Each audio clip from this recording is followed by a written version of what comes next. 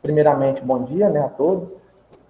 Eu e meu companheiro Ryan Kleber, nós vamos falar um pouco de manejo de irrigação por faixas, onde queremos falar um pouco sobre dicas, esquemas em sistema por faixa, controle de vazão. A irrigação por faixa é um método de irrigação onde o terreno é dividido por porções retangulares, chamadas faixas ou canteiros tabuleiros, pode ser separado em camaleões dispostos longitudinalmente. São feitos canais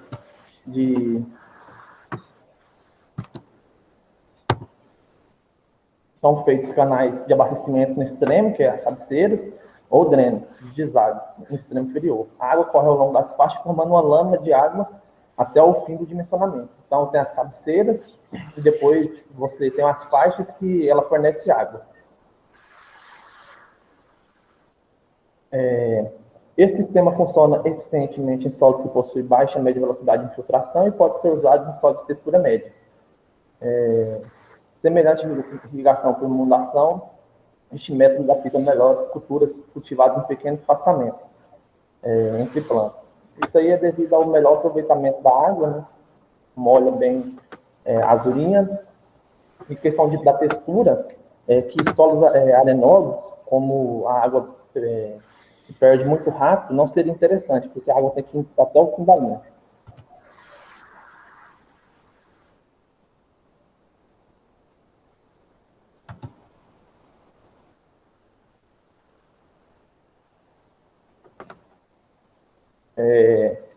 Nesse sistema de irrigação, a água é aplicada pela superfície do solo por meio de energia potencial, ou seja, a gravidade.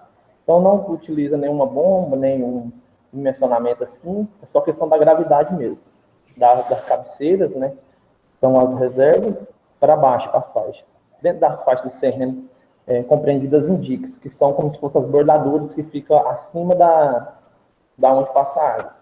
Essas faixas medem de 50 a 400 metros. Isso é muito relativo, depende do seu terreno, do declive, para você achar quantos metros pode ter suas linhas, suas faixas.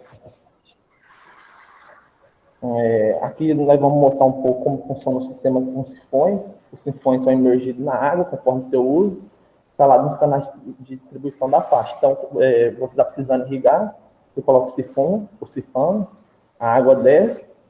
Quando dá perto, você vê que você está com a lâmina que você atingiu o que você queria, você tira ele e é bem prático.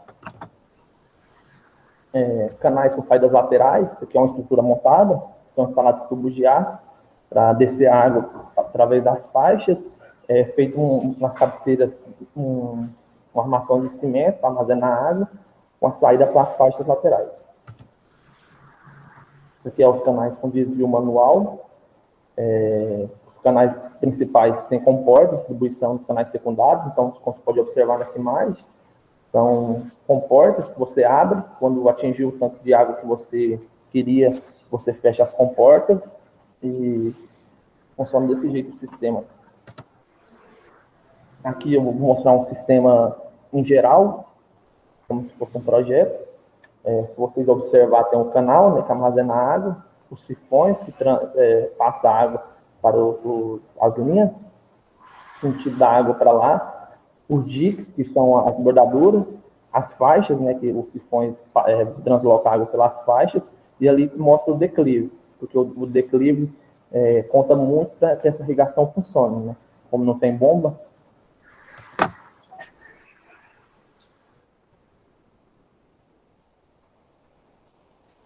Bom, vou passar a palavra para o meu amigo Ryan Kleber. Eu sou o Ryan Kleber, vou dar continuidade aqui no trabalho. A gente vai falar um pouco da determinação dos dados de filtração de água no solo. Então, para se determinar os dados referentes à infiltração de água no solo, recomenda-se utilizar um método do cilindro de filtrômetro.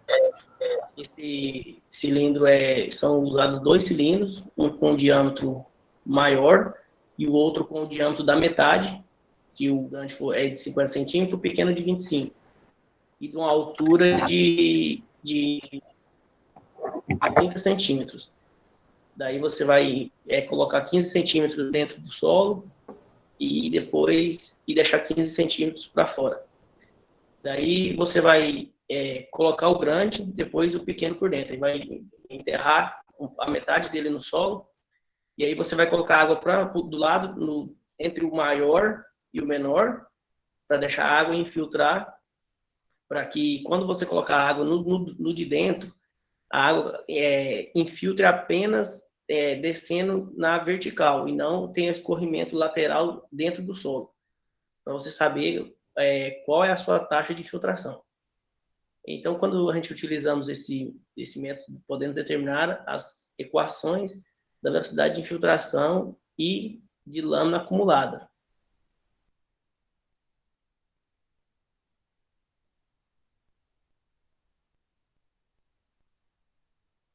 Então, agora vamos falar sobre a vazão. Bom, a vazão deve ser aplicada a cada faixa, dada em função da natureza do solo e das dimensões das faixas. Então, se você tem uma faixa maior ou um solo com uma taxa de infiltração mais alta, você vai ter que aplicar vazões maiores para que ela compense essa infiltração que a sua faixa possui. Como norma geral, deve-se utilizar a vazão máxima que não provoca erosão, levando em consideração a velocidade de infiltração, declividade do terreno, dimensões das faixas e lâmina de água aplicada. Como norma prática, para irrigar por faixas, combina-se a vazão e o tempo de aplicação. Então, se você tem uma vazão menor, seu tempo de aplicação vai ter que ser maior. Se você tem um tempo de aplicação menor, sua vazão maior.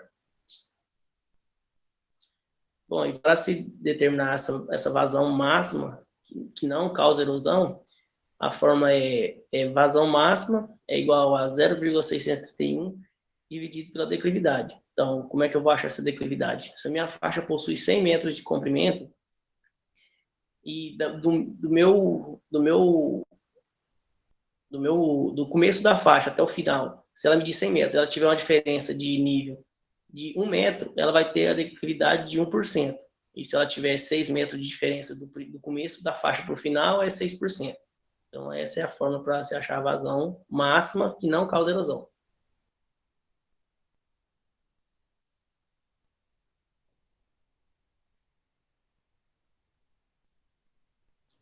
Bom, e as recomendações para aplicação da lâmina.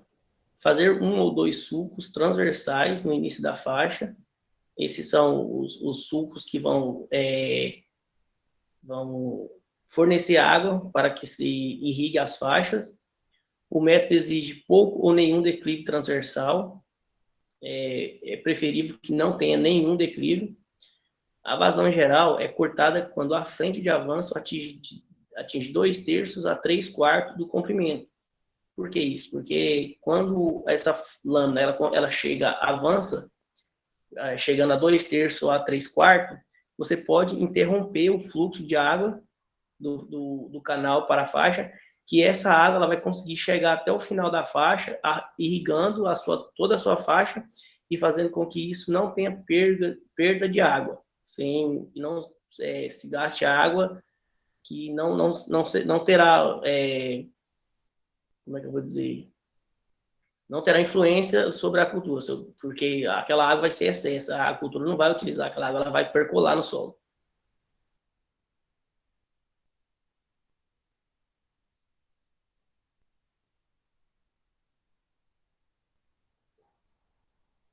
Bom, aí falando de características gerais, agora falando sobre os diques eles devem ter uma altura aproximada entre 15 a 20 centímetros acima da lâmina de água que irá passar nas faixas. Bom, isso é para que a água de uma faixa não escorra para outra faixa, fazendo que a irrigação aconteça apenas naquela faixa que você de interesse, que você quer irrigar. Então, existe 2 tipos de diques. Existem os temporários, para as culturas de ciclos curtos, e diques permanentes, que são mais largos e com um melhor acabamento. É possível construir manualmente, em áreas pequenas, ou com máquinas e implementos, quando for um projeto maior. No caso desses maiores, dá para se usar o trator e um arado de Iveca, onde se faz o revolvimento do solo, fazendo assim os diques ou camalhões.